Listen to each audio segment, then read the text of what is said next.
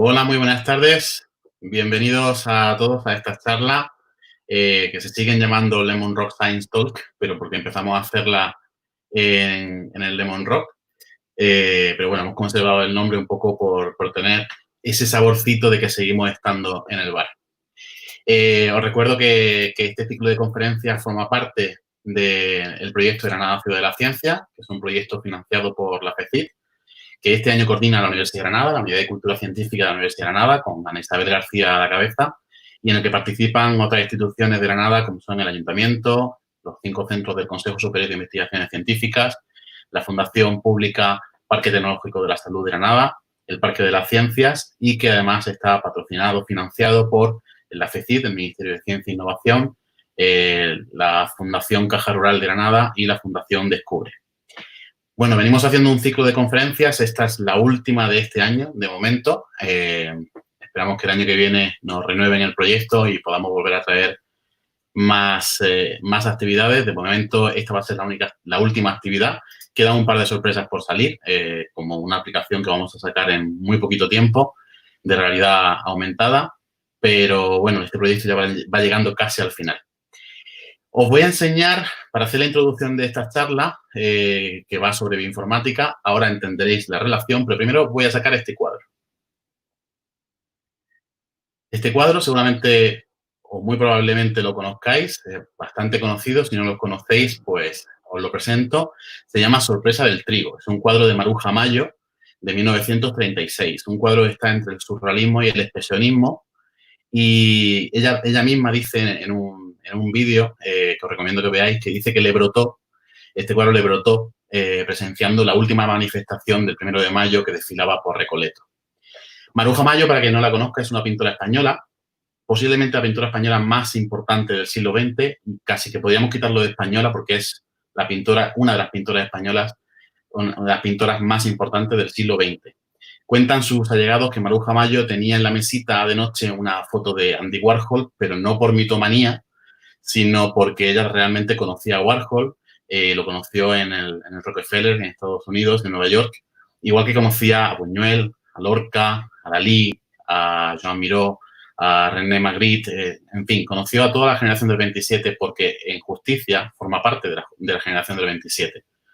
Se le llama que forma parte del grupo de las sin sombrero, pero para mí todas esas mujeres forman parte de la generación del 27. Maruja Mayo nació en Viveiro, en un pueblecito de Lugo, en 1902 y fue bautizada como Ana María Gómez González, que es como se verán muchas de sus obras firmadas, pero se la conocía como Maruja Mayo.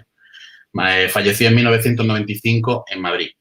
Ahora vais a entender por qué saco este cuadro para hablar de bioinformática, ¿vale? Todo tiene su sentido. Os hablo de Maruja Mayo porque ha sido una de las artistas más plagiadas y copiadas de todos los tiempos. Sus cuadros se han copiado muchísimo. Incluso se llegó a decir que ella era ella misma la que hacía, digamos, 2 líneas de cuadros. Los cuadros en A y en B, los A para ganar reputación y los B para ganar dinero. Pero esto es falso. Ella nunca se copió a sí misma. ¿Cómo se reconoce un cuadro falso? Es decir, ¿cómo se reconoce si un cuadro es una copia del original? Y otro detalle mucho más importante. ¿Cómo reconocemos que un cuadro es copia del original o es copia de una copia? Bueno, pues esto tiene que ver con el tema que vamos a tratar hoy. Cuando un copista copia una obra, comete pequeños fallos, pequeños errores de trazo, de color, de orientación, de cualquier cosa.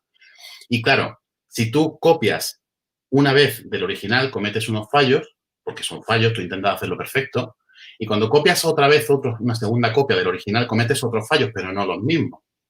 Sin embargo, si tú copias de una copia, sin saberlo, y si eres muy bueno, copias también los fallos. De forma que si haces una copia de la copia, estás copiando los fallos y cometerás otros. Pero ese fallo está también ahí, se repite. Bueno, pues de esta forma, analizando los errores que se repiten y que no se repiten, y se puede analizar también la genética, ¿de acuerdo? Entonces, se puede seguir la evolución de una secuencia genética de un virus, por ejemplo, como el COVID que todos conocemos ahora mismo, y podemos analizarlo de esa forma. Es mucho más complicado, pero como yo no soy bioinformático, nos lo van a explicar nuestros compañeros. Así que quitamos el cuadro y vamos a dejar que entren los ponentes de la tarde, que son Adrián García, Luis González y Javier Rodríguez. Muy buenas. Hola. Hola, buenas tardes. Siento que no haya sido en un bar, pero bueno, ya más adelante nos veremos y nos tomamos la cerveza. Eso está hecho. Bueno, os presento a ellos tres, son parte del grupo de Bioinformatics GRX, que es una comunidad granadina para el estudio y el desarrollo de la bioinformática. Su objetivo es acercar la disciplina a cualquier público a través de la divulgación y fomentar también el crecimiento profesional, profesional y de aficionados de esta disciplina. Acercan el mundo de la informática a los perfiles más bio y el mundo de la biología a los perfiles más técnicos o más informáticos. Así que a través de esos eventos, de esas herramientas, de esos cursos que van desarrollando, pues hacen divulgación entre ellos y para el público. Os voy a presentar a los tres y después vamos a ver las charlas de los tres y si os parece, si tenéis alguna pregunta, la vais poniendo en el chat y después las vamos a leer, discutir y todo lo que queráis, ¿vale? Os presento a Adrián. Hola, Adrián, saluda. Buenas. Muy buenas. Él es biólogo de Bata, por la Universidad de Granada, y futuro doctor, con especialización en laboratorios secos, que es como se llama estos laboratorios de bioinformática y de biología computacional. Tiene un máster de bioinformática y biología computacional por el Instituto Carlos III, en colaboración con el Centro Nacional de Investigación Oncológica y con la Universidad Autónoma de Madrid. Y actualmente está haciendo su tesis en el grupo, en la unidad de bioinformática del Centro de Investigación Genio. ¿Te pregunto ya cómo va la tesis o es pronto? Va bien, la verdad que está bastante encaminada porque llevo ya un año en Genio y vamos bien. Porque lleva nada más que un año, ya llevará un poquito más. Bueno, mucha suerte con esa tesis.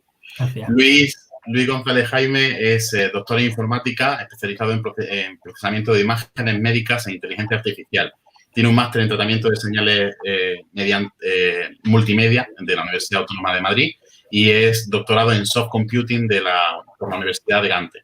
Tiene experiencia mixta en investigación y en empresas de índole biosanitaria.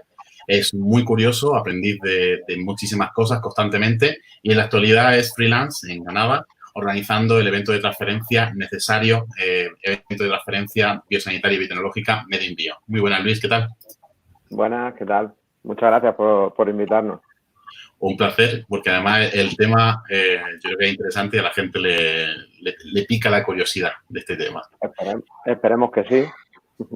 Y luego tenemos a Javier Rodríguez Pérez, biólogo de la Universidad de Granada, donde descubrió su pasión por la ciencia de datos y la computación. Ha realizado un máster en bioestadística y bioinformática en la Universidad Oberta de Cataluña y está especializado en análisis de datos ómicos y en el apasionante mundo de la inteligencia artificial aplicada a la biomedicina. Está realizando ahora mismo unas prácticas curriculares en la UGR y acaba de encontrar trabajo. Démosle un aplauso, por favor. Ha encontrado trabajo en Francia, en España. Bueno, pues, ¿qué os parece? Vamos a dar acceso a las charlas, las escuchamos, son aproximadamente unos 40 minutos más o menos que vamos a tardar y todas las preguntas nos las vais dejando por aquí y luego las respondemos, ¿vale? Venga, pues perfecto.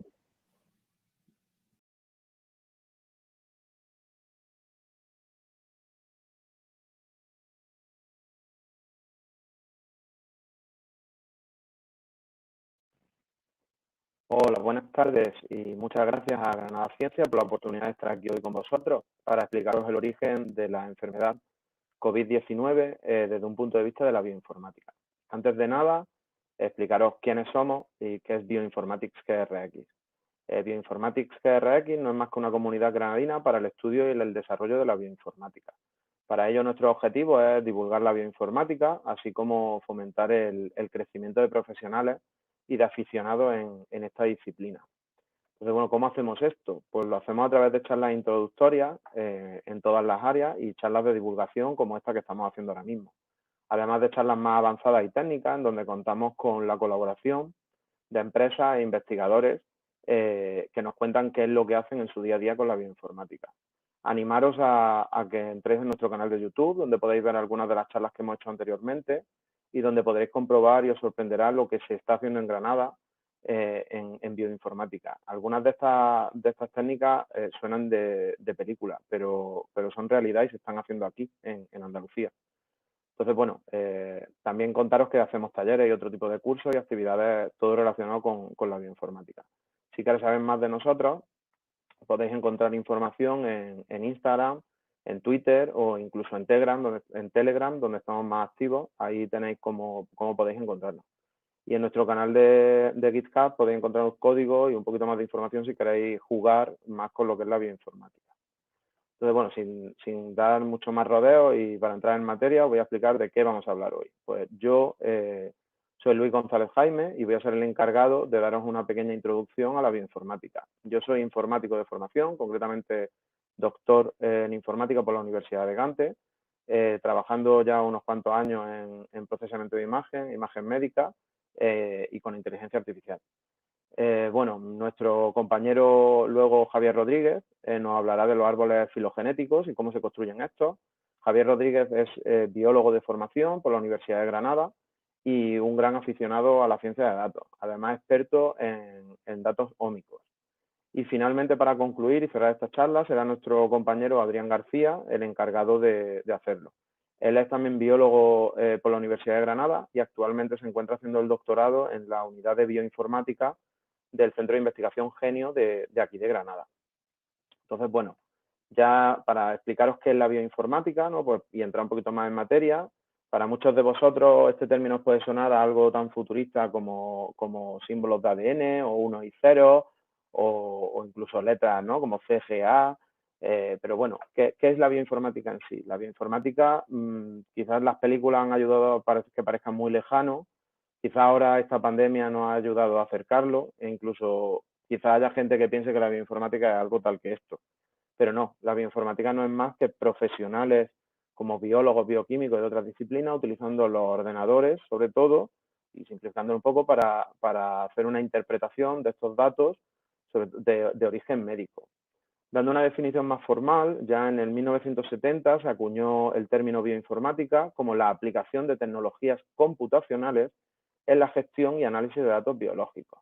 Entonces, como tal, ya os comentaba que entran en juego muchísimas disciplinas. La bioinformática a día de hoy no se entendería sin la informática o la ciencia de datos, o la química o la bioquímica, biología, estadística, matemática, ingeniería.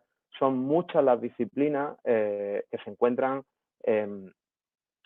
que forman parte de lo que es la bioinformática que entendemos hoy.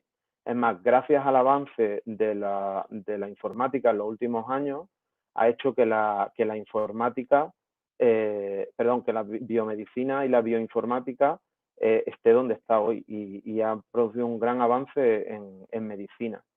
Además de esto, también comentar que ninguna de estas disciplinas es menos importante. Todas aportan en que la bioinformática sea tal y como la conocemos hoy.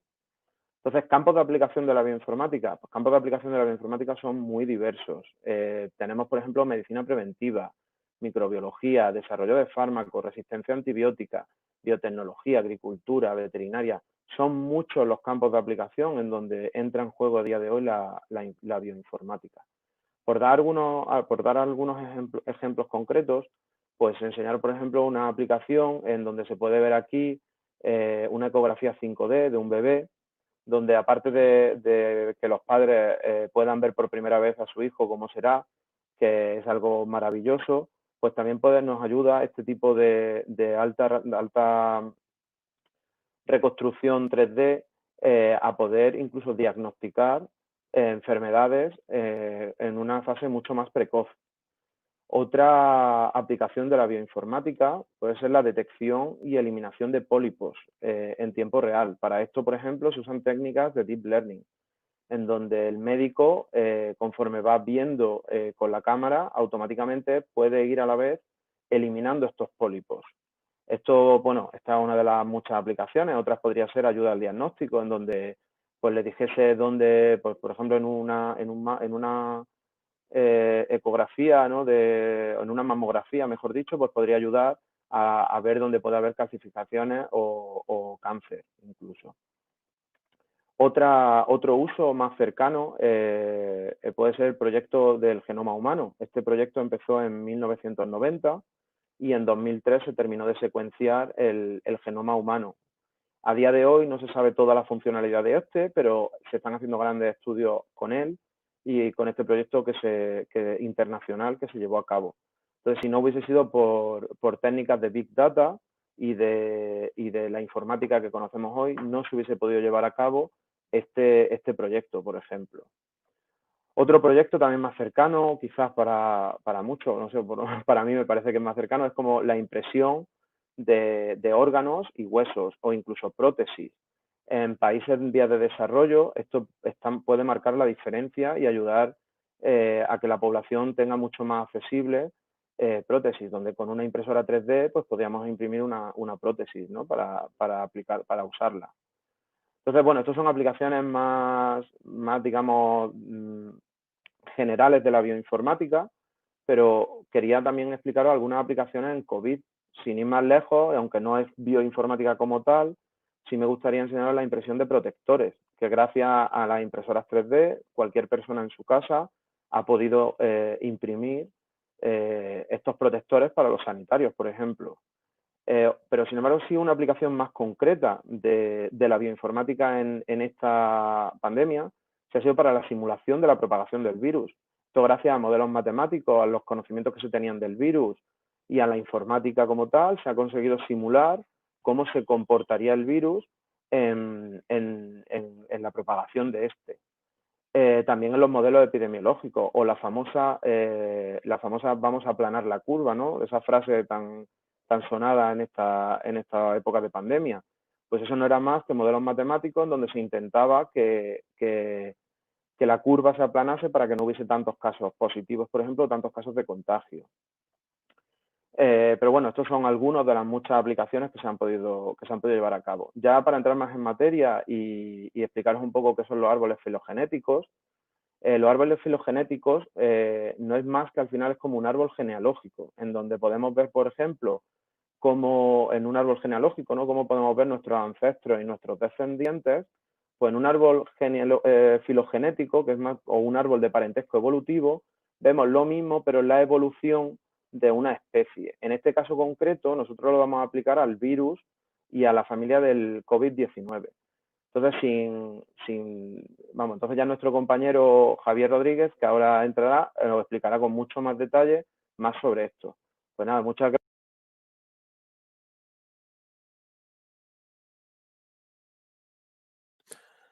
Gracias, Luis, por la introducción. Mi nombre es Javier Rodríguez y vamos a diseñar un árbol filogenético de la familia del SARS-CoV-2 conocido como COVID por la enfermedad que causa, en un simple PC personal. Vale, un momento. Como ha mencionado mi compañero Luis, el árbol filogenético intenta plasmar relaciones evolutivas entre los seres vivos. Los árboles más exactos se construyen comparando los genomas. El ADN o el genoma se representa como un texto de instrucciones, ya que del orden de las 4 letras, citosina, adenina, timina y guanina, depende el orden de otros polímeros en nuestras células o la actividad celular en general. Es una tarea complicada debido a que cada genoma individual contiene una cantidad enorme de datos difícil de procesar o interpretar. Para hacer árboles filogenéticos podríamos utilizar trozos de ADN o secuencias bien estudiadas con un cálculo previo de su tasa de mutación, como por ejemplo el gen que codifica la proteína citocromo oxidasa 1, que se utiliza mucho para hacer árboles filogenéticos. Sin embargo, los virus carecen de dicha secuencia bien conservada. Además, podríamos estar ignorando partes interesantes del genoma que también nos interesa saber de dónde vienen o sus relaciones evolutivas, por lo que utilizaré genomas completos. Para compararlos, hacemos lo que se conoce como alineaciones, con algoritmos bien sofisticados o optimizados como BLAST. Sin embargo, al introducir genomas enteros de varios organismos, el cálculo computacional se dispara, lo cual acarrea problemas de procesamiento y memoria. Además de ocupar un tiempo precioso. Con el fin de esquivar estos problemas y comparar genomas de forma ágil y dinámica, voy a realizar una reducción de la dimensionalidad de los datos. Es decir, voy a reducir la cantidad de datos sin que por ello perdamos demasiada información. He optado por hacer códigos de barras del ADN. Primero os voy a comentar brevemente qué es el DNA barcoding y en qué se basa con un par de trabajos previos, y luego haremos las relaciones evolutivas. El DNA barcoding son unas firmas génicas. Este término lo acuñó Yale Jeffrey en 1990, quien postula que una firma genómica es un conjunto de medidas de un fragmento cualquiera, es decir, un fragmento al azar, de un genoma que identifique a un grupo de organismos, puesto que estas firmas son constantes dentro de un grupo y diferentes de grupos alejados. Jeffrey, en este mismo artículo, describió una nueva forma de representar el ADN llamado CGR, de Chaos Gene Representation. Y como su nombre indica, se basa en la teoría del caos de 1963. Jeffrey hizo una adaptación del algoritmo utilizado para crear el triángulo de Sierpinski al ADN. Aquí vemos representado cómo sería el algoritmo. Voy a explicarlo brevemente. Bien, en el punto número 1, utilizando un cuadrado como lienzo, etiquetamos cada esquina con una base nitrogenada, dejando arriba las pirimidinas, citosina y guanina, y abajo las purinas, adenina y timina. Bueno, antes de empezar a leer la secuencia de nucleótidos, partimos del centro del cuadrado. Ahora, ya a continuación empezamos a leer la secuencia génica, la cual nos marca la trayectoria hacia una de las esquinas. Por ejemplo, la primera base es adenina. Pues buscamos la esquina etiquetada con adenina para obtener la trayectoria entre el punto anterior y la esquina correspondiente, y marcamos un punto justo en medio de la trayectoria. Pasamos al siguiente nucleótido de nuestra secuencia, que en este caso es citosina, y realizamos la misma operación. Como veis, cada punto depende del nucleótido que se está leyendo y del anterior, lo que se conoce como una cadena de Markov. Bien, pues cuando tenemos una cantidad suficiente de ADN, se forman una imagen característica de cada especie. Aquí podemos ver las representaciones del ADN CGR para el ser humano, para E. coli y para las levaduras, entre otros. Se observa que son diferentes y constantes a lo largo del genoma. Por otro lado, en 1999, Derchavan propone una nueva manera de representar el ADN denominado FCGR. También está relacionado con la teoría del caos y proporciona unas imágenes idénticas a las anteriores CGR, pero con un algoritmo diferente basado en el recuento de frecuencias de pequeñas palabras de ADN conocidas como KMIRs, donde K representa el tamaño de la palabra, que normalmente va de entre 3 y 8 nucleótidos. La ventaja sobre el anterior es un menor cálculo computacional. Si os fijáis, los 4 nucleótidos son un fractal que podemos encontrar en las diferentes matrices de permutaciones de las pequeñas palabras o KMIRs. Es decir, a cada nucleótido se le suman los 4 nucleótidos. Se le suman los 4 nucleótidos para obtener todas las combinaciones o permutaciones del ADN y construir esas matrices tan características. Bien, pues por fin llegamos al DNA barcoding. Este fue descrito en 2008 de la mano de Zhou y otros. Al igual que las anteriores, FCGR se basa en las frecuencias de KMIRs o pequeñas palabras de ADN, pero se disponen de forma diferente. Lo dispone en un vector a lo largo del genoma. De esta manera obtenemos una visión global del genoma completo. Por ejemplo, esta sería una representación gráfica del DNA barcode del SARS-CoV-2 o del COVID. He colocado las diferentes permutaciones del ADN de los KMIRs en las columnas. Por ejemplo, la primera columna corresponde a todo adenina, la segunda adenina, citosina, y así hasta completar todas las combinaciones posibles de esas pequeñas palabras. Por otro lado, en las filas, he colocado los recuentos a lo largo del genoma por ventanas de 1000. O sea, cada fila son los recuentos que se encuentran en 1000 pares de bases. La primera fila sería el recuento que va desde el nucleótido número 1 hasta el 1000. El segundo sería desde 1001 hasta el 2000 y así hasta completar el genoma completo.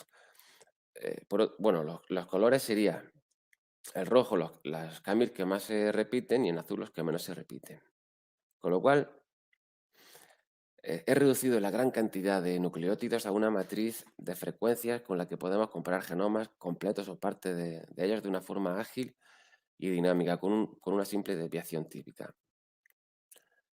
Luego, colocando esa desviación típica en una matriz de distancias, obtenemos este resultado. Este es el árbol filogenético que he realizado. Está basado en DNA barcoding y, como ven, bueno, los coronavirus son un grupo aislado sobre todo en murciélagos, pero tienen la capacidad de saltar de hospedador a infectar a otros organismos como el pangolín o el camello. Este último se encuentra muy alejado del COVID y produce una enfermedad llamada MERS. Por otro lado, a la izquierda observamos un virus de la hepatitis aislado en ratones que está también muy alejado de todos los coronavirus. Bueno, la mayoría de los coronavirus, cuando infectan al ser humano, produce una enfermedad o una gripe conocida como SARS, de síndrome respiratorio agudo grave.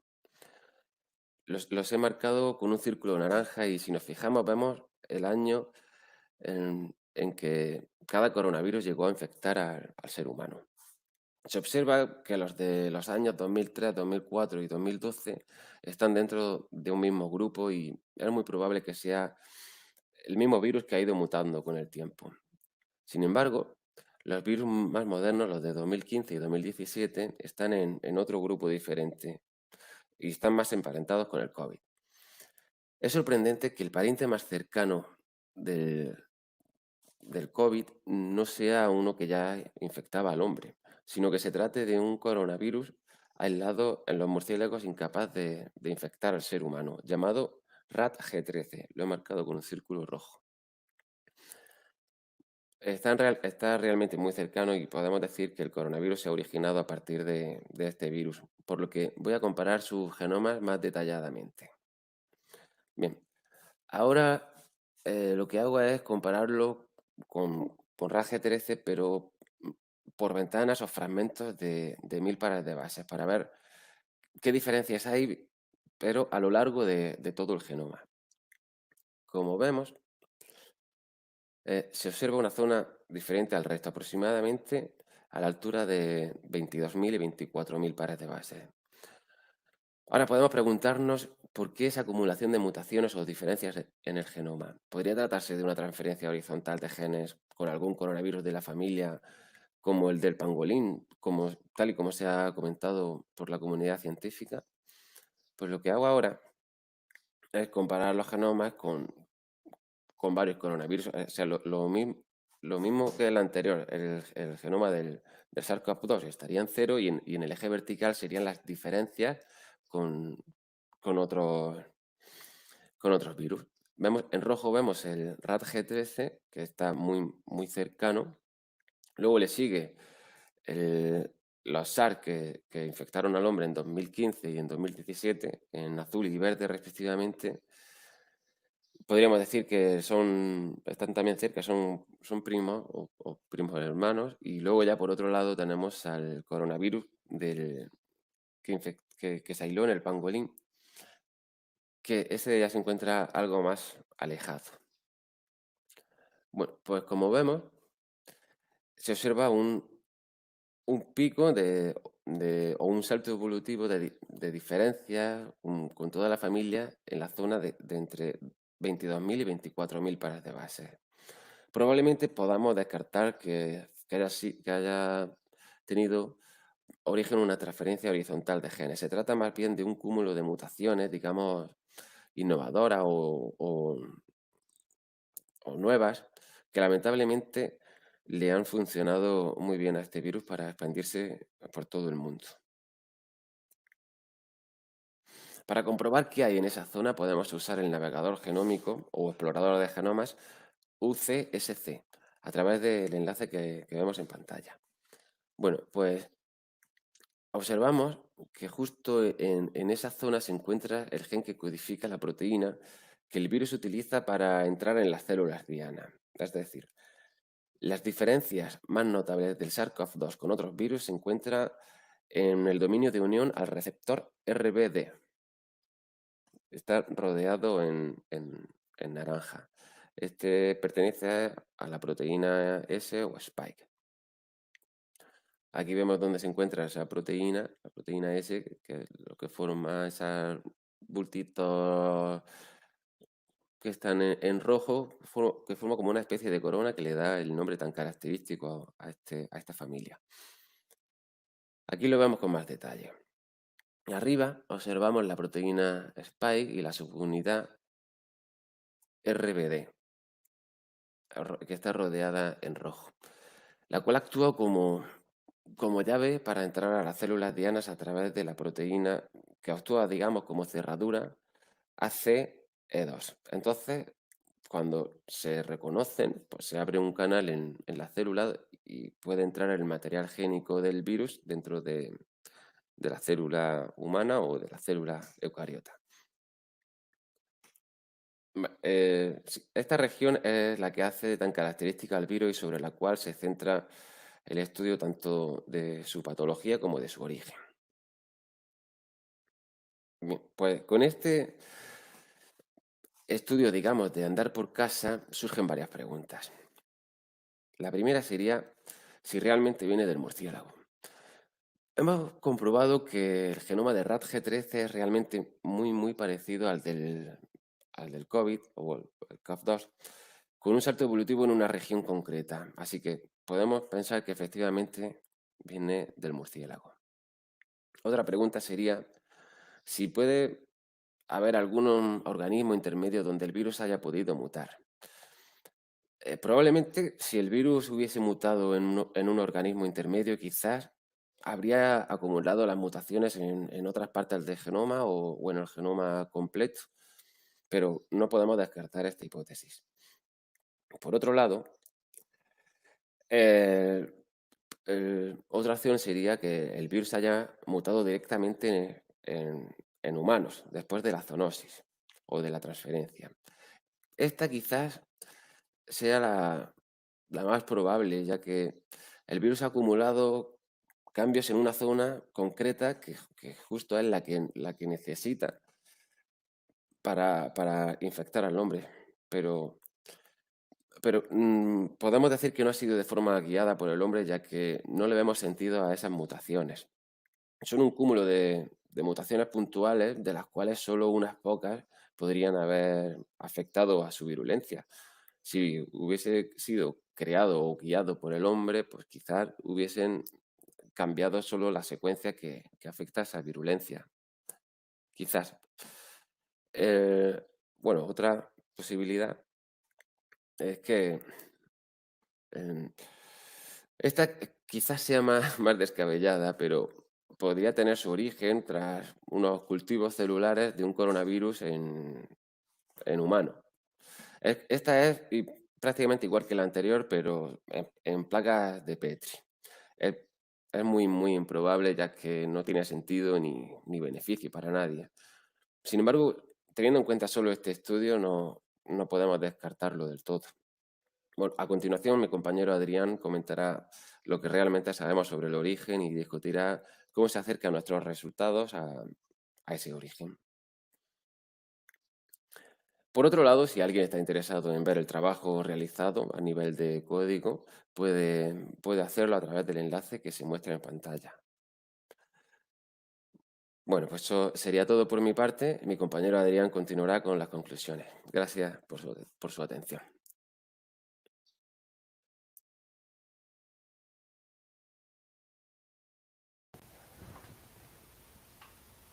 Muchas gracias, Javi, por tu buen trabajo.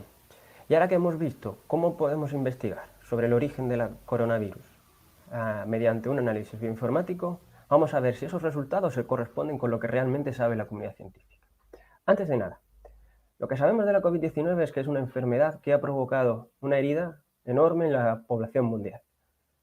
Y sabemos que viene dada por un virus titulado SARS-CoV-2. Este virus tiene este nombre precisamente por la enfermedad que provoca, el síndrome agudo respiratorio severo. Un síndrome que ha provocado unas cifras bastante horrendas. Y aquí os señalo las que hay a 12 de junio de 2020. Pero ¿qué es lo que realmente sabemos de este virus? Es totalmente natural. Se diseñó y si se diseñó, se escapó de un laboratorio de forma intencionada o por accidente. A nivel geográfico, tanto por las autoridades chinas como por la OMS, señalan que su origen es el mercado marino en la ciudad de Wuhan. Sin embargo, hay 2 estudios publicados en 2 revistas de gran impacto en la literatura de medicina. El primero de ellos estudia 41 pacientes y en ella destaca que de esos 41, 14 no están relacionados con el mercado. Solo uno de esos 14, además, tiene sus síntomas descritos el 1 de diciembre del año pasado. Un segundo estudio trabaja hasta con 425 pacientes, cuyos síntomas todos han sido descritos durante o antes de diciembre del año pasado. Y de esos 425, el 45%, 191 personas, no tienen una conexión directa con el mercado. Por otro lado, hay gente que defiende un origen artificial. Entre ellos destaca el presidente de Estados Unidos. ¿En qué se basa? Bueno, nadie lo sabe. Lo que se hizo fue acusar a 2 centros de investigación de la propia ciudad de Wuhan.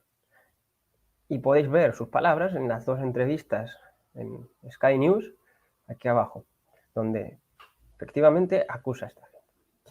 ¿Es descabellado pensar que se escapó de un laboratorio?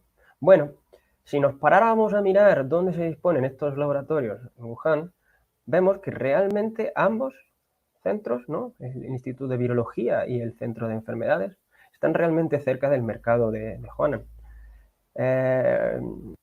Trump llegó a dejar entender que su origen fue totalmente artificial y que fue hasta de liberación intencional de justamente estos 2 centros tan cercanos al mercado de Wuhan. Y no es descabellado pensar que se escapó de un laboratorio, ya que en laboratorios como estos se trabajan justamente investigando al coronavirus de murciélagos. Hay mucha literatura justamente firmado por científicos de estos centros donde han estudiado a diversos coronavirus, ¿no? Y siempre con una cosa en mente, ¿no? Porque no es algo novedoso, sino que se investigan a propósito para tener una mayor información sobre su naturaleza y prevenirnos ante posibles epidemias.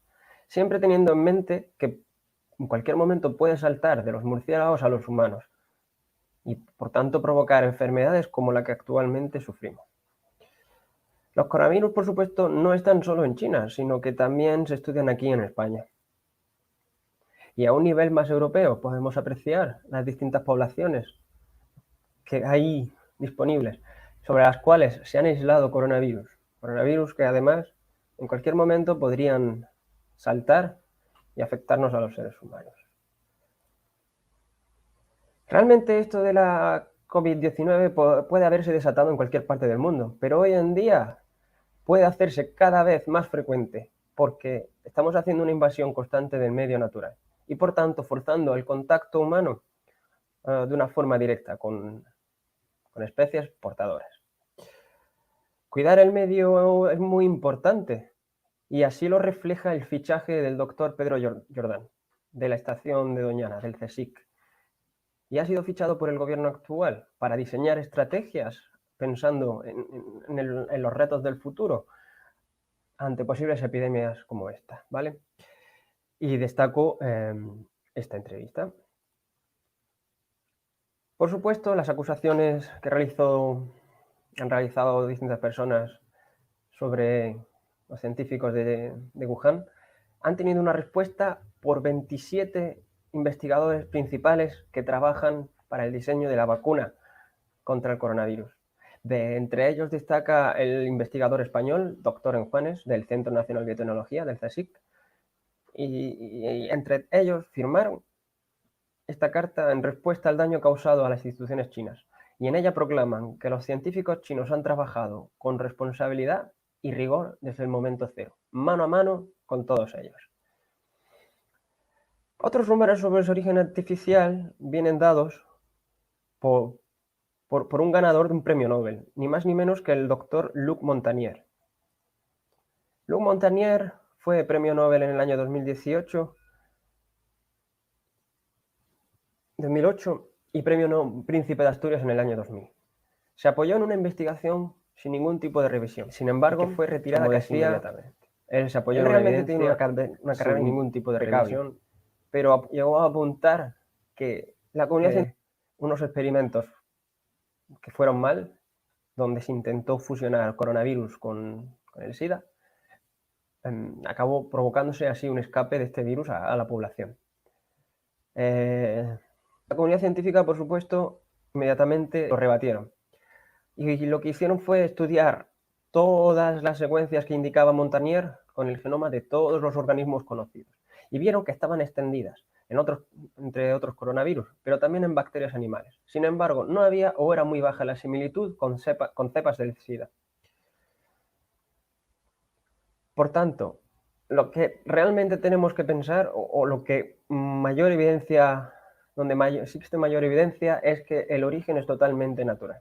¿Por qué? Porque el coronavirus que nos afecta a nosotros, SARS-CoV-2, es un 96% idéntico al genoma del coronavirus que tiene el murciélago, RATG13, que justamente coincide con los resultados que ha obtenido nuestro compañero Javi. Y por otro lado, tenemos el genoma del pangolín, que en esta ocasión se parece un 91% con el nuestro. Sin embargo, se ha destacado el pangolín, además del murciélago, a pesar de que tiene una similitud más baja, porque justamente la zona del virus que se encarga de infectar a la célula es prácticamente idéntica. Por supuesto, tenemos que tener en cuenta que la transmisión no solo se ha tenido por qué ver de una forma tan directa, sino que se ha podido deber también a organismos intermedios, como pueden ser todos nuestros animales de compañía o los propios de consumo. Siguiendo con el estudio de los genomas, ¿no?, de las distintas especies de coronavirus que entendemos, vemos que los resultados son realmente similares a los de Javi, ¿no?, donde de nuevo destacan el MERS, el primero que se parece al coronavirus es el RATG13, el murciélago, y por supuesto tenemos otras versiones de coronavirus de humanos. Igualmente, los resultados que comparan bajo la secuencia base del coronavirus o otros virus, vemos que es esa región que destacó Javi entre los 22.000 y 23.000 nucleótidos del ADN, la parte donde más similitud habría, más diferencias hay entre el coronavirus y el resto de virus. Es en esta región, recordemos, donde se encuentra la llave que permite al virus entrar a las células humanas. Y esta región es sobre la cual se estudia más el coronavirus para poder tanto entender su origen como para poder diseñar que serían terapias o diagnóstico y de algún modo poder enfrentarnos a él. Vamos a ver un poquito más en detalle esta región. Si nos fijamos y comparamos con otras secuencias, lo que está en cuadraditos azules son como puntos clave, ¿no?, que afectarían a lo que es al poder de infección de los virus, ¿no? Vemos que realmente en la comparativa la mayoría pues, son iguales, son sitios muy similares entre todas las familias de virus distintos. Sin embargo, hay un sitio que ellos destacan sobre todo, lo que se denomina el Polybasic Cleavage Site. Esta región se ha visto en otros virus, ¿no?, que son capaces de adoptarlo. Por ejemplo, el virus de la gripe aviar dispone de esta secuencia y se ha visto que al tenerla su nivel infectivo aumenta. Realmente aún hay mucho por estudiar en este respecto, pero se encuentran puntos comunes con otros virus que han saltado de especies animales a humanos. Una vez conocidas las secuencias del SARS-CoV-2, se hicieron simulaciones informáticas sobre su unión, ¿no?, la unión del spike con la célula humana. En este caso, en la célula humana es lo que sería el receptor AC2. Y claro, ninguna simulación informática predice esta unión entre la proteína del nuevo coronavirus con la proteína humana. Ninguna le dice que es óptima. Ningún algoritmo informático lo predice como óptimo. Esto demuestra que el origen de la COVID no puede derivar del conocimiento actual y que, por tanto, su origen no es artificial, sino que es el resultado de la selección natural. Por último, sobre los virus se sabe que mutan continuamente, de modo que no es raro que hayan ganado una función de una forma fortuita por pura selección natural. Y es que si nos fijáramos simplemente a nivel mundial las distintas variantes que hay de los coronavirus, aquí podríamos ver todas las cepas que se conocen. Como podemos ver, está coloreado según los países. Y esto es lo que sería un árbol filogenético de toda la familia del SARS-CoV-2. Vemos que hay muchos puntos por cada genoma que se secuencia y entre ellos realmente las diferencias no afectan a lo que es su virulencia, es decir, son diferencias que realmente no influyen en su capacidad de infección, sino que eso se ha mantenido constante alrededor de todas ellas. Pero hay otra serie de diferencias que sin duda pueden afectar a cómo somos capaces de enfrentarnos a él, pero por lo general sigue siendo igual de patogénico. Y ahora aquí podríamos verlo a nivel nacional, que sí ya vemos más o menos una similitud menos dividida, ¿no? En este caso lo que vemos son cuatro clústeres, perdón, uno más original y otros 3 que le continúan.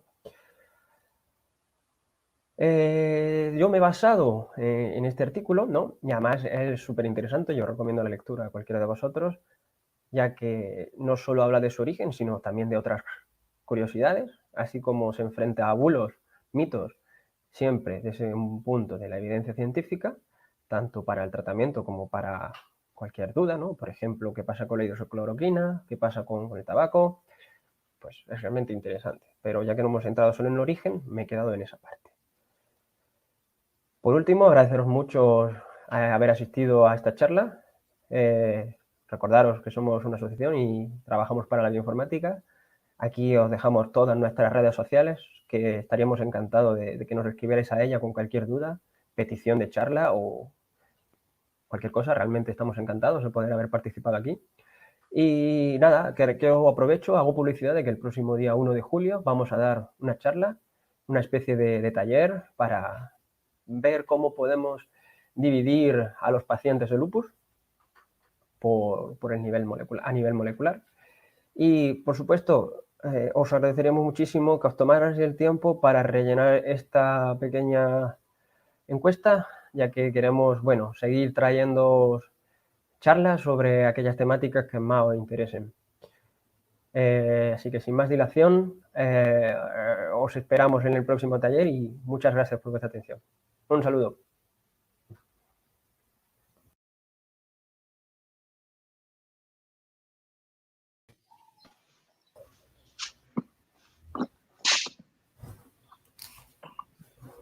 Bueno, muy bien. Chicos, muchas gracias. A vosotros. La verdad es que da mucho... Me estoy escuchando en alguno de los... Un momento, me voy a poner los cascos mejor. No digo, es un tema que me estoy escuchando, no sé. Bueno, si queréis... Ya, ahora parece que no. Que digo que es un tema que da muchísimo de sí, que ha causado mucho revuelo, sobre todo cuando el descubridor del virus del VIH, Yves Montagnier, dice que el virus tiene secuencias de VIH, etcétera, pues obviamente causa revuelo. Pero claro, como ha dicho Adrián, en muy poquito tiempo pues tú puedes coger esas supuestas secuencias, meterlas en un programa, en BLAST, y darte cuenta de que la posibilidad de encontrarlas no es mayor que el azar, es decir, que son secuencias que están ampliamente distribuidas en el VIH entre otros virus. Entonces, bueno, la verdad es que es muy interesante. No sé si queréis comentar algo, tenemos un par de preguntas por ahí pendientes. ¿No? No, podemos pasar a las preguntas directamente, que parecen bastante interesantes. Venga, vamos a las preguntas. Cristóbal Bragagnolo, o Bragagnolo, dice, los diferentes métodos de representación del ADN que se han mostrado, como se refiere a Javi, Hay diferencias de requerimiento del procesamiento de computación, es decir, el nuevo sistema es más fácil de procesar en el ordenador. Sí, es más fácil. Yo lo que hago es pasar esas pequeñas secuencias, esos commits, a código cuaternario. Entonces me da un número por cada secuencia de 4 nucleótidos, lo paso a un número que sería donde recuento esa frecuencia dentro de la matriz. No sé si es un poco lioso, pero sí es mucho más rápido que la primera. Vale. Efectivamente, Antonio Manuel también dice que igual, que imagina que tiene que ser mucho más rápido y mucho más a la hora de almacenar y hacer los cálculos computacionales. Sí, es más, a ver, no es mejor que no sustituyo a una alineación, pero es mucho más ágil y puedes luego afinar para saber dónde tienes que hacer la alineación, que eso es como se hace normalmente. Claro, porque además recordemos que no estás con una secuencia pequeña, muchas veces estás con secuencias muy largas o que comparas con miles de secuencias, con miles de copias, Sí, con lo cual... genomas completos, si los pongo en una alineación donde cada posición de la base se supone que es homóloga, entonces el cálculo computacional es enorme y la misma página de BLAST, por ejemplo, te puede dar problemas de procesamiento y memoria. Además que te puede tardar una semana en darte el resultado o no sé cuánto, pero muchísimo. Lo típico, lo dejas corriendo y ya lo verás, ¿no? Sí. Pregunta Oriol Aragüés. Dice, ¿a partir de qué porcentaje se podría considerar que el virus ha sido modificado intencionadamente? Bueno, para poder responder esa pregunta habría primero que encontrar evidencias de algún tipo de ingeniería genética en el virus. Cuando se hace ingeniería genética sobre cualquier organismo, siempre se utilizan pequeños primers artificiales, se hacen cortes y pegas con endonucleasas que dejan muestras en la secuencia de que, bueno, ha sido utilizada de algún modo. ¿A partir de qué porcentaje? Bueno, habría primero que encontrar esa evidencia y ya podrías sospechar para ello. En el caso del coronavirus no se ha encontrado nada de ello y no se podría realmente establecer un porcentaje porque en el caso del coronavirus, si en algún momento realmente hubiéramos tenido la capacidad de darle la funcionalidad esta que ha ganado de infección tan fuerte por el sitio de clivado que tiene, hubiéramos visto pues nada, un poco porcentaje, pero hubiéramos visto que realmente ha utilizado las herramientas de ingeniería genética que te demuestran que puede ser artificial. El cambio sería nimio, pero hubiera quedado la traza de un manejo artificial. Efectivamente, cuando se hacen modificaciones de ADN, se construyen mutantes, se hacen secuencias, etcétera, siempre se utilizan unas herramientas que son conocidas, de secuencias conocidas, que son vectores que están secuenciados y sería muy, muy difícil hacer este tipo de modificaciones sin dejar un rastro de que se ha utilizado un vector artificial o una enzima de restricción o cualquier cosa de esa. Es decir, que la probabilidad de hacer eso sin dejar rastro en el ADN sería muy, muy, muy difícil o estarían tratando con tecnología que no conocemos todavía, lo cual sería bastante raro también. Nos preguntan si existe todavía este tipo de herramientas o de programas, Oriol, que instalas en tu ordenador y te deja que se utilicen los recursos que tú no estás utilizando para procesar. Este tipo de programas de ciencia ciudadana que se han utilizado para análisis de la NASA, por ejemplo, para analizar estrellas, etcétera, y que en algún momento se han utilizado también para hacer el folding de proteínas o cosas así. ¿Siguen existiendo estos programas?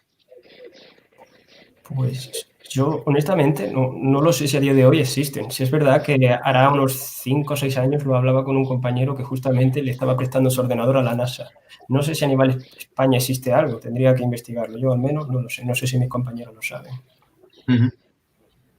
Lo demás a mí me suena, es decir, a mí me suena que hay alguno. No hace mucho lo escuché, pero no sabría decir ahora mismo cuál. Tendría que mirarlo. Pero es verdad que antiguamente, hace unos cuantos años se hacía eso, era en vez de cuando tenías el ordenador sin utilizar, automáticamente se metían esos procesos para hacer cálculos muy complejos. También estamos hablando que la capacidad de cómputo que tenían antes los ordenadores no es la capacidad de ahora. Aún así, claro, hoy en día siempre sirve de ayuda. Y lo que sí he visto que se han desarrollado, por ejemplo, algunos juegos o videojuegos en los que tú puedes ayudar a la inteligencia artificial a educarse. Por ejemplo, me estoy acordando de uno que era de plegado de proteínas para hacer predicción de estructura de proteínas ab initio, que se llamaba Foldit, que era un juego para que tú fueses plegando la proteína, una especie de juego, y te iba diciendo qué estructura era más estable o menos estable, y con esos juegos de iteración, porque al final un humano va descartando alguna opción y va haciendo otras por intuición, por gusto, por estética, por lo que sea, mientras que el ordenador tiene que probar toda y cada una de las posiciones, con lo cual estás ayudando a la inteligencia artificial a escoger ese plegado más estable. Pero sí que es verdad que yo no sé si ahora con los superordenadores de los centros de cálculo, etcétera, si se sigue necesitando de la capacidad de cálculo de este tipo de proyectos que había hace unos años. A ver, siempre ayudas. Es que me ha venido a la mente ahora mismo, ya que antes has empezado tú con pintura, voy a hablar yo ahora de películas. Enigma. Esa película justo explica y cómo descifraron la máquina Enigma. Y ahí, es decir, siempre toda ayuda que le puedas proporcionar, si le das alguna regla, incluso en Deep Learning o con AlphaGo, también el documental es muy interesante. Toda ayuda que le puedas proporcionar al ordenador es mucho mejor que dejarlo un poco a fuerza bruta. O sea que sí, eso es bueno, el poder darle tu conocimiento previo. Genial. Pregunta Santiago Justo Arévalo, dice, si analizo X de genomas en la base de datos de un determinado continente y encuentro 2 genotipos diferentes, ¿cómo puedo demostrar que el tamaño de muestra que se cogió, el número de genomas que se cogió, es suficientemente representativo? No está cogiendo al azar 2 diferentes que no son representativos. Realmente esa pregunta es muy, muy difícil explicar para quien no es estadístico. Yo lo que te puedo decir que actualmente los genomas, incluso el propio genoma del coronavirus, como he intentado enseñar en la última diapositiva, hay muchísimos genomas distintos. Decir que todos esos genomas son representativos del coronavirus es complicado. Normalmente alguno de ellos es muy similar a otro coronavirus. En el caso del propio genoma humano, a cada 3-4 años cambia y bastante. O sea, realmente aún ni siquiera en humanos, que es donde más se invierte, tenemos un verdadero genoma representativo. Es decir, the more the better. Cuanto más metas, mejor. Sí, justamente en bioinformática está el límite computacional en cuanto al tamaño de muestras. Hace falta del orden de siempre cientos y cientos de muestras para poder sacar una conclusión. Correcto. Nos comenta José María Espinosa, dice que sí, que existe un proyecto, no sé si nos lo puede poner en los comentarios. Y luego Fabián Robledo dice que Boink sigue existiendo y que funciona muy bien, que él lo usa. O sea, que pues gracias. Así que, bueno, si nos podéis dejar el enlace por si alguien que está interesado y lo quiere utilizar y meterse, pues genial. Te quería preguntar, porque has sacado habría una diapositiva del SES-COVID, que yo lo estuve siguiendo un poco al principio, cuando había pocas secuencias todavía. Y claro, me llamó una periodista preguntándome si, claro, ella veía el mapa, veía los puntos, tanto más grandes cuanto más muestras habían secuenciado en ese sitio, y veía enlaces entre ellos. Y me preguntaba, dice, ¿esto es que ha entrado por Valencia y se ha distribuido no sé dónde sitio, de tal sitio? Y le decía, no dice nada de eso. En realidad, estos mapas explican un poquito lo que representa cada punto y cada enlace, porque no representa origen de un sitio a otro, es decir, no puede establecer la direccionalidad. No. Realmente lo único que demuestra esos enlaces es similitud entre las distintas cepas, ¿no? O sea, realmente un enlace que habría entre Valencia y Madrid, primero, como bien dice Óscar, no muestra direccionalidad, sino que simplemente un genoma secuenciado en Valencia se parece a uno secuenciado en Madrid. Es decir, el virus puede viajar tanto de Valencia a Madrid como de Madrid a Valencia. Realmente se puede pensar que vino de Madrid porque al fin y al cabo es donde hemos tenido el epicentro más grande, pero realmente no hay ninguna evidencia para realmente saberlo. Y en este caso, además, estaba influenciado porque en Valencia se estaban secuenciando de forma sistemática muchas de las cepas, cosa que no se estaba haciendo en otros sitios, con lo cual tenías la falsa sobrerepresentación de que en ese laboratorio en concreto se estaban secuenciando muchas. Ahora que ya hay muchas secuenciadas en muchos sitios, eso ya se va calmando un poquito y la verdad es que sí que te pueden decir alguna información más. Sí, también decir que se ven muchos puntos y que realmente hay muchas cepas distintas, pero son en partes del virus que no afectan a su patogenicidad. Por eso que a pesar de que esté variando, sigue siendo muy peligroso y hay que seguir teniéndole muchísimo respeto a este virus porque, aunque sabemos que evoluciona mucho, su patogenicidad es algo que se tiende a mantener. Vale. Si podemos poner la encuesta que nos ha comentado Adrián antes, la ponemos por aquí para que la gente lo vaya haciendo. De todas formas, os la pondremos también para que podáis dar vuestro punto de vista y tal. Si tenéis alguna pregunta más o si queréis comentar algo entre vosotros, recordad que el 1 de julio tenéis esa charla taller. Recordadnos un poco los datos. Pues en nuestra web pondremos finalmente cuál será el enlace. Bueno, tenemos ya uno previsto, creo. Simplemente el 1 de julio 2 compañeros nuestros van a hablar sobre cómo los pacientes de lupus, una enfermedad autoinmune que quizás conozcáis muchos de vosotros, se diferencian a un nivel genético y cómo a cada perfil le puede sentar mejor un tipo de tratamiento u otro. Simplemente dirigiros a nuestra web y el próximo 1 de julio os esperamos a todos. Perfecto. Por cierto, el lupus, que es una de las enfermedades que se trata con la hidroxicloroquina, que fue uno de los primeros tratamientos que empezó a pitar como que podía ser un posible tratamiento contra el coronavirus. Efectivamente. Y ahora tenemos la nueva noticia de otro medicamento que funciona en casos muy graves, solo en casos de tormenta de citoquinas, etcétera, y se ha vuelto a poner como la panacea. Es decir, desde aquí el mensaje de que yo entiendo que cuando aparece un dato nuevo hay que darlo y los medios de comunicación están deseando decir hemos encontrado la cura o se ha encontrado la cura o se ha encontrado un tratamiento, pero a veces este tipo de cosas, este tipo de datos son más importantes que lo sepan los clínicos y los investigadores, no tanto la opinión pública, porque recordemos que es un medicamento que tiene muchos efectos secundarios, que si no estás en ese momento de la enfermedad en la que ya lo necesitas, no te lo puedes tomar, porque tiene muchísimos efectos secundarios y que, por supuesto, nadie os lo va a vender sin receta, así que no vayáis a pedirlo en las farmacias, porque ya me ha dicho la farmacéutica de mi barrio que ya se lo han pedido 2 o 3 personas, escrito en un papel, porque obviamente no saben tampoco pronunciarlo, porque... Un poco lo de automedicarse nunca es bueno. Nunca fue bueno, en este caso menos todavía, porque además estamos hablando de tratamientos que son muy, muy agresivos. Os quería preguntar, ¿cómo habéis seguido vosotros, vosotros desde vuestro conocimiento, desde la informática, claro, vosotros tenéis las herramientas para poder ir analizando, etcétera? ¿Cómo habéis vivido un poco esta situación? ¿Habéis ido metiendo, habéis ido bicheando un poquito? Ha habido distintos hackatones a nivel de informática para intentar, bueno, por un lado, conseguir datos descriptivos de lo que ha sido, cómo evoluciona, ¿no? Lo que han sido muchas páginas web interactivas para que la propia gente pueda ir viendo cuál es la situación. Y también, bueno, explorar los propios genomas del coronavirus, viendo cómo, bueno, intentar atacarle de algún modo. Yo personalmente lo he visto desde fuera porque tenía bastante trabajo, no he llegado a meterme. ¿Y vosotros dos? Un poco igual. Hombre, A mí me ha pues pasado un yo, poco igual. Javi, tírale.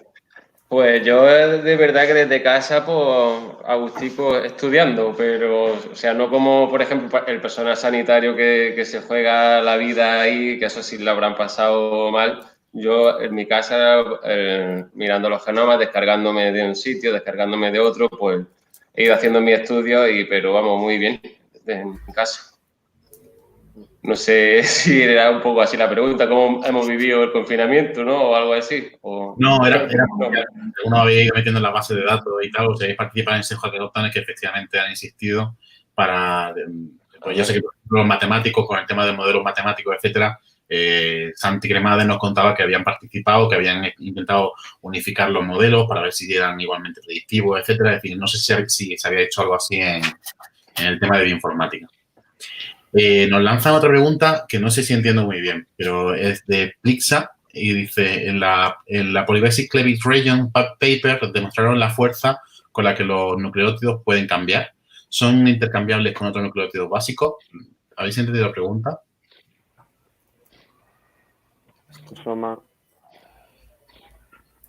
Es que yo no lo he entendido. Si son intercambiables con otros nucleótidos básicos, sí. O sea, realmente no he leído tanto en cuanto a esa parte, pero perfectamente pueden ser cambiados por otros. Lo que yo leí es que justamente esa propia región ha aparecido en virus, como en el virus de la influenza, la gripe aviar, y es lo que se ha visto que más o menos provocó ese salto. No. Vale. Yo es que, perdona, pero no he entendido la pregunta, entonces no os puedo ayudar. Bueno, pues ¿La puedo aclarar? a ver si lo puedo aclarar, sí, y lo vemos. ¿Algún comentario más? ¿Alguna cuestión que queráis ver vosotros? No, yo agradeceros a Granada Ciencia haberme invitado y espero que le haya gustado a todos los que se han presentado aquí. Pues muchísimas gracias a vosotros porque de verdad que es un tema interesante que no es fácil de abordar. Yo creo que lo habéis hecho bastante ilustrativo. Y bueno, pues con esto nos despedimos. A ver si... a ver, nos aclaran, dice aminoácidos básicos. Furin Cleavage Site tiene la característica de aminoácidos básicos. Entonces, sí. Claro, de aminoácidos, pero a nivel de nucleótidos, imagino que también. Vale. Bueno, en cualquier caso, tenéis los datos de esta gente maravillosa, le podéis escribir un correo. Y la duda. Estamos discutiendo que estamos encantadísimos. Un placer formar parte de esta red. Muchísimas gracias, Luis, Adrián, Javier. Ha sido un placer teneros por aquí. Y nada, nos seguiremos viendo porque Granada es muy chica y el mundo de la ciencia es más pequeño todavía, lo hemos comentado antes. Muchas gracias. Gracias. Gracias a vosotros. Hasta luego. Y a todos los demás, pues nada, recordaros que seguimos con las redes de Granada Ciudad de la Ciencia, las seguimos siendo activos, seguimos poniendo eventos, seguimos poniendo todo lo que vaya pasando. Y en esta semana o la semana que viene saldrá una aplicación de realidad aumentada, de realidad virtual, en la que vais a poder ver pues muchas cosas de ciencia que se está haciendo en Granada. El lanzamiento se ha retrasado bastante por todo el tema del coronavirus, pero bueno, ya la tenemos prácticamente lista y os la mostraremos. Así que nada, muchas gracias y nos vemos, espero que en los bares, lo más posible. Hasta luego. Eso significará que estamos en la normalidad. Hasta Sí. luego. Hasta luego. Luego.